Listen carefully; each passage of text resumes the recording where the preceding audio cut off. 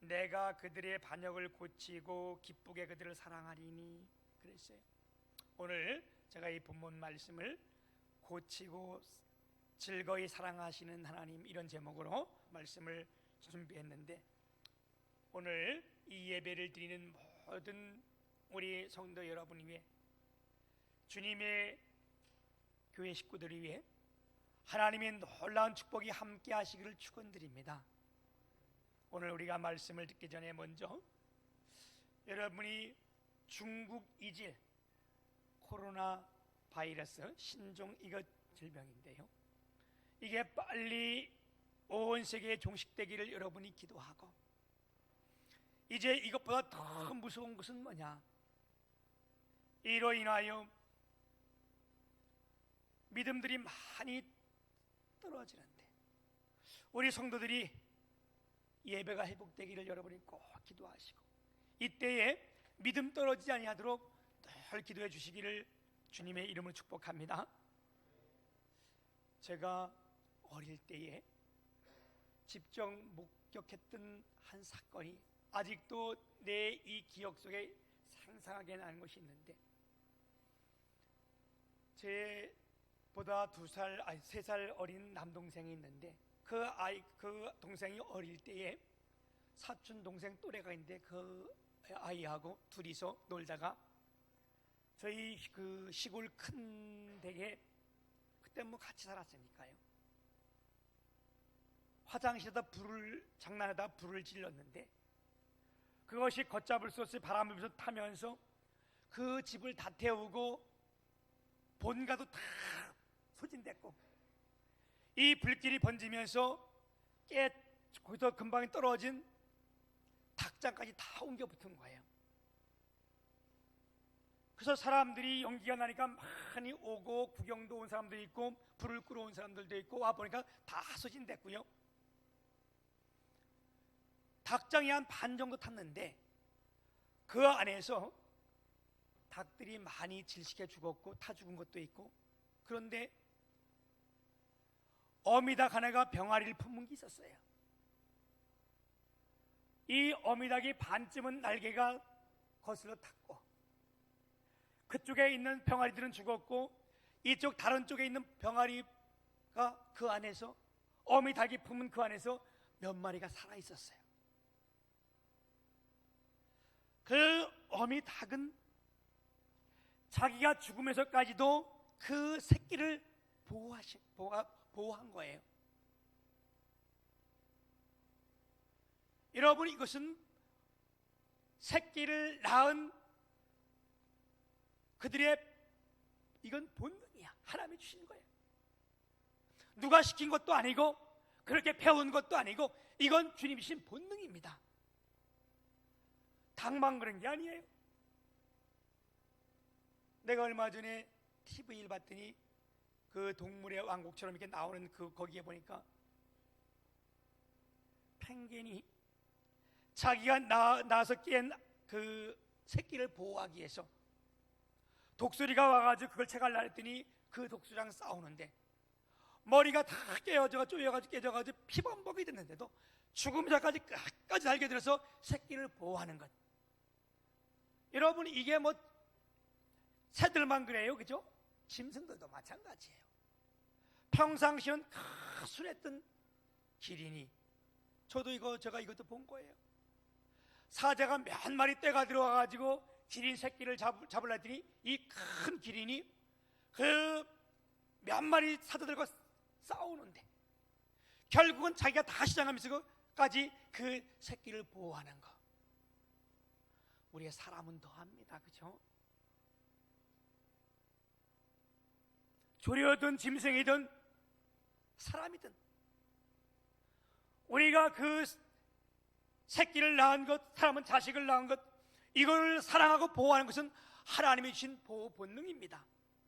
그러나 우리는 한계가 있기 때문에 제한적이고 부분적이에요. 내가 아무리 사랑하고 새끼를 보호 본능이 있다 할지라도 그게 제한적이고 또 부분적일 수밖에 없어요. 그러나 우리 살아계신 하나님, 우리를 사랑하는데 어떻게 사랑하세요? 영원한 겁니다. 한계가 없고 시 공간을 초월하신 이 하나님이 오늘 우리를 사랑하신 하나님인 줄 믿습니다.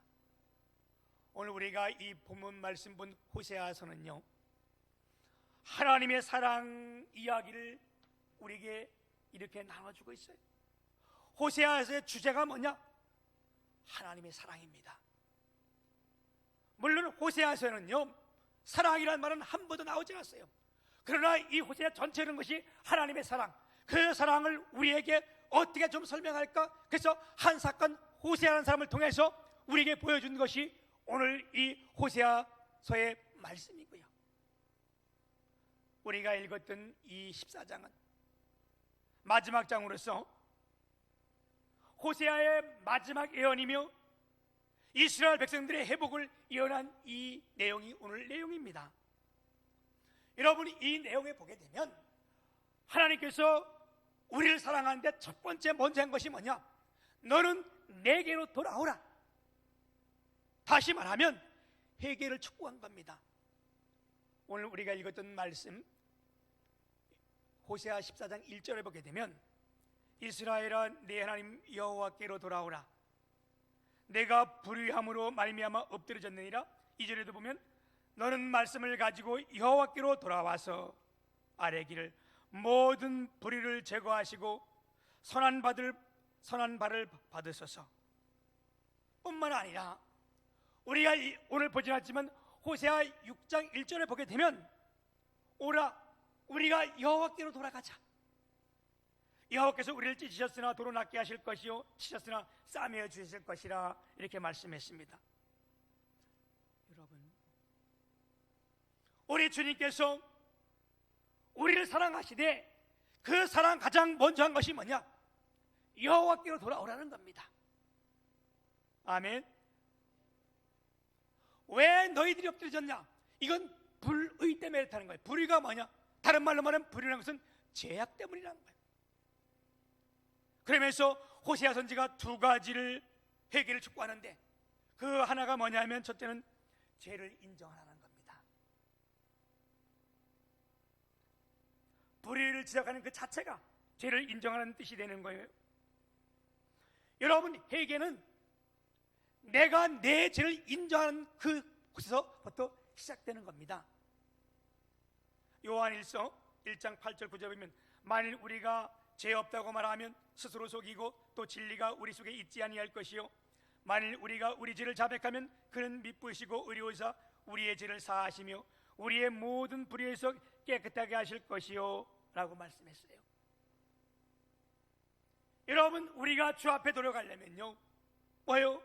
먼저 내가 죄인임을 인정하는 거예요. 그 다음에 또 한 가지 뭐예요? 네가 그 자리에서 떠나라는 겁니다. 죄에서 떠나라는 겁니다. 2절에 보면 너는 말씀을 가지고 여호와께로 돌아와서 아뢰기를 모든 불의를 제거하시고 선한 발을 받으소서. 여러분, 이게 뭐예요? 진정한 회개란 뭐냐? 죄의 자리에서 떠나서 어디로? 하나님께로 돌아오는 거예요. 이걸 우리는 회개라고 말합니다. 여러분, 이것을 하나님께서 성경의 한 사건을 통해서 우리에게 너무 자세하게 보여주는 사건이 있는데 그것이 바로 누가복음 15장에 보면 탕자의 비유라는 거예요. 예수님께서 비유를 통해서 말씀해 줬는데 그게 뭡니까? 뭐가 죄예요? 뭐가 불의예요? 우리 가장 큰 불의요 가장 큰 죄는요 하나님을 떠나는 겁니다. 그래서 그 아들이 뭐예요? 자기의 모든 아버지 재산과 건강을 가지고 아버지를 떠나간 것, 그게 죄고 그게 가장 큰 불의라는 거예요. 그가 가서 모든 걸 다 탕진하고 있을 때에 어떻게 했어요? 스스로 돌이켜 자기를 보았다는 거잖아요. 이 말이 무슨 말이에요? 내가 죄인임을 깨달았다는 거예요. 그리고 어떻게 했어? 그가 돌이켜 내 아버지 집에는 이런 생각을 하고 그가 거기 머물러 있지 않고 어떻게 했어요? 아버지 집으로 돌아왔습니다. 이게 회개예요. 그래서 먼저 호세아는 뭐라고 그래요? 여호와께로 돌아오라. 내 하나님께로 돌아오라. 사랑하는 여러분, 왜 주님께서 오늘도 우리를 향하여 여호와께로 돌아오라고 말씀하고 계십니까? 그 이유는요, 앞서 말씀드렸듯이 너는 내게 여호와께로 돌아오라. 그러면 그가 찢으셨으나 도로 낫게 하실 것이요, 그가 치셨으나 싸매어 주실 것이라. 오늘 말씀에 다시 우리에게 호소하면서 너는 내게로 돌아오라, 여호와께로 돌아오라. 왜요? 오늘 말씀 우리가 보면 4절에 보면 내가 그들의 반역을 고치고 그들을 기쁘게 사랑하리니. 왜 우리가 하나님께 돌아오라고 말씀하는가? 우리를 고치시기 위해서. 아멘. 뿐만 아니라 계속해서 우리를 사랑해 주시기 위해서 고치고 사랑하고, 그래서 하나님께서 우리를 여호와께로 돌아오라고 말씀하고 계십니다.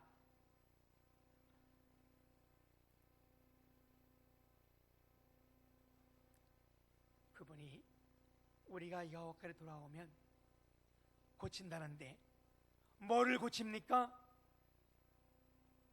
그분은 우리의 영혼을 고쳐서 구원받게 하시는 거예요. 아멘. 뿐만 아니라 우리의 육체를 고치고 건강하게 하시는 겁니다. 또 하나는 삶을, 다시 말하면 우리의 인격을 고쳐서 신앙적인 존재로 우리가 만들어 주신 분이 그분이세요.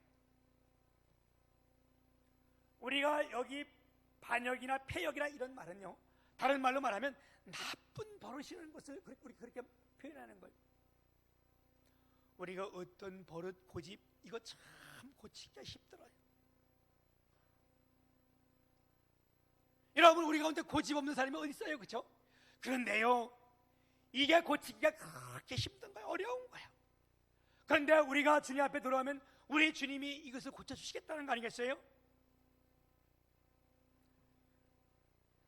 우리가 쓸데없는 고집, 이런 걸 개고집이라 그러는데 그거 잘 안 고쳐져요.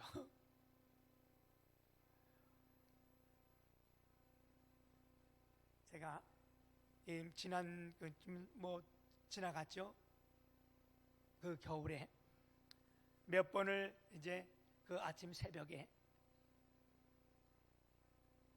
운행을 나갔는데, 그 김윤기 권사님 집 앞에 이렇게 운행을 나갔는데, 거기 가면요, 그 집 앞에 딱 가면 그 다른 그 집이 그 개를 기르는데,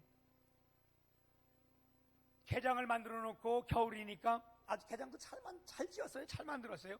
그리고 그 안에 이불을 아주 폭신폭신한 거 넣어놨는데, 제가 이해할 수 없는데 갈 때마다 새벽에 갔는데 그 개가 그 집에 안 들어가 있고 꼭 밖에 나와서 그 밭에서 웅크리고 잠을 자는 거예요. 이해할 수가 없었어요. 아니, 왜 이 추운데 밖에 나와서 잠을 자냐? 내가 몇 번을 갔는데 몇 번 다 밖에서 잠을 자는 거예요. 하루는 여기서 예배를 끝나고 권사님을 태우고 그 집 앞에 이제 모셔다 주면서 나왔는데 그 주인이 거기 나와 있어요. 그래서 내가 물어봤어요. 하도 궁금해서. 아니, 이 개가 왜 그렇게 좋은 집도 지어주고 따뜻한 그 이불도 다 넣어주는데 밖에 나와서 이렇게 잠을 자냐? 그랬더니 그 주인이 그래서 개고집이라 그러는 거예요.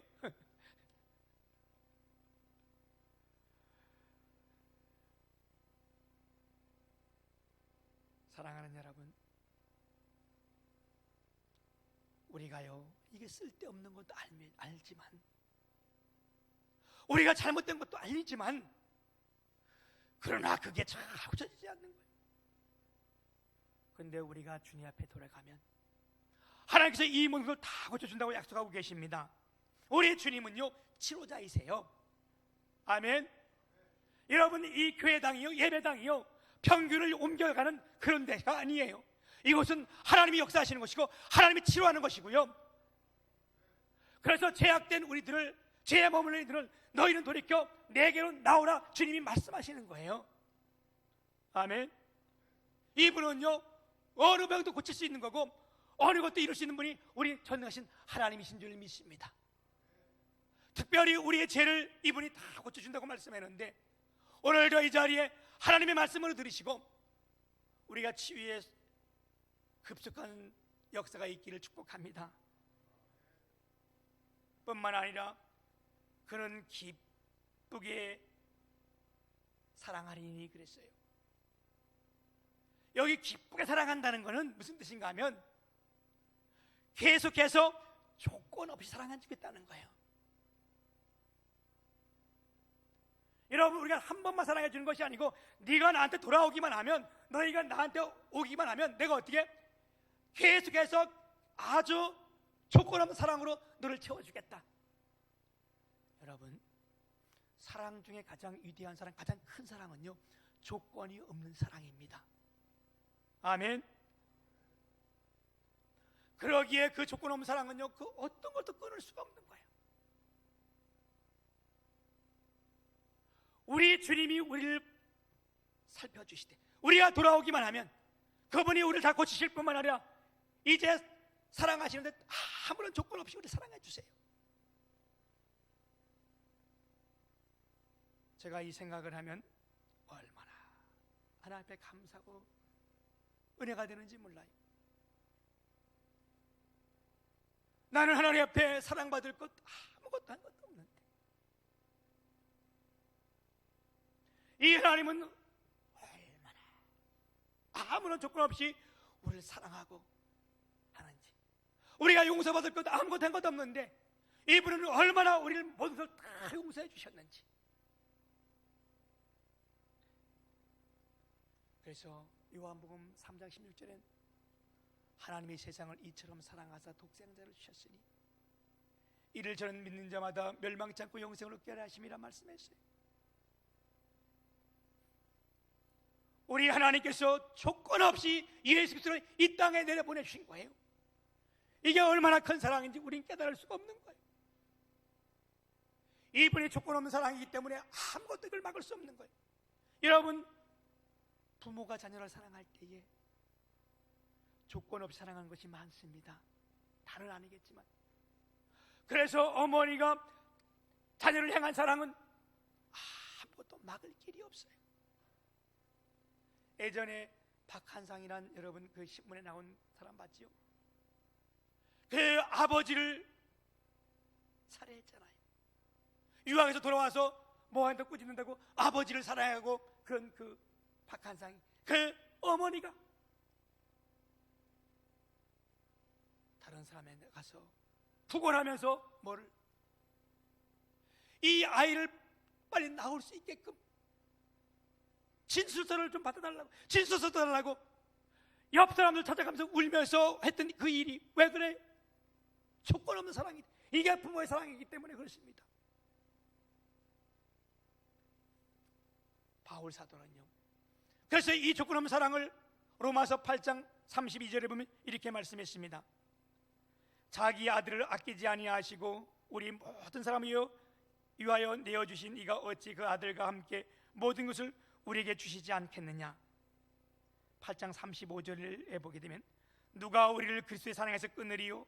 환난이나 곤고나 박해나 기근이나 적신이나 위험이나 칼이랴. 38절 내가 확신하노니 사망이나 생명이나 천사들이나 권세자들이나 현재 일이나 장래 일이나 능력이나 높음이나 깊음이나 다른 어떤 피조물이라도 우리를 우리 주 예수 그리스도 안에 있는 하나님의 사랑에서 끊을 수 없으리라. 아멘. 가장 큰 사랑, 가장 위대한 사랑은요, 그래서 조건 없는 사랑. 이 조건 없는 사랑을 어떻게 한 번뿐만 아니라 계속해서 해주겠다는 거예요. 우리가 잘나서요? 아니요. 우리가 뭘 잘해서요? 아니요. 하나님의 조건 없는 사랑 때문에 그렇습니다. 그리고 하나님께서 자기들의 돌아온 자들을 어떻게 하는가? 이분은 축복하시는데, 그게 5절부터 8절 있는 말씀인데요, 내가 이스라엘에게 이스라엘과 같으리니 그랬어요. 여러분, 무슨 표현입니까? 팔레스타인 지역은요, 우기와 건기가 있어가지고 건기 때는 비가 오지 않아요. 이 건기가 심할 때는요 5개월 6개월씩 비가 오지 않고 늘 건기 때 있는 겁니다. 이러할 때에 생명의 역할을 하는 것이 뭐냐? 이슬입니다. 눈에 보이지 않지만 이 이슬이 내려서 이들의 생명을 다 연장시켜주고 살게 하는데, 그래서 이 이슬은 생명이에요. 생명과 마찬가지인 거예요. 뿐만 아니라 이슬은 성경에서 하나님의 은혜의 축복을 말씀할 때 이슬로 표현했습니다. 내가 오늘 하나님 앞에 돌아온 우리에게 이분이 이슬과 가까이 있다는 거예요. 은혜 주시고 복 주시겠다는 거예요. 생명 주시겠다는 거 아니겠어요? 뿐만 아니라 레바논의 백향목 같이 뿌리가 박힐 것이라 그랬어요. 백향목의 자랑은 견고한 뿌리에 있잖아요. 그 말이 무슨 말이에요?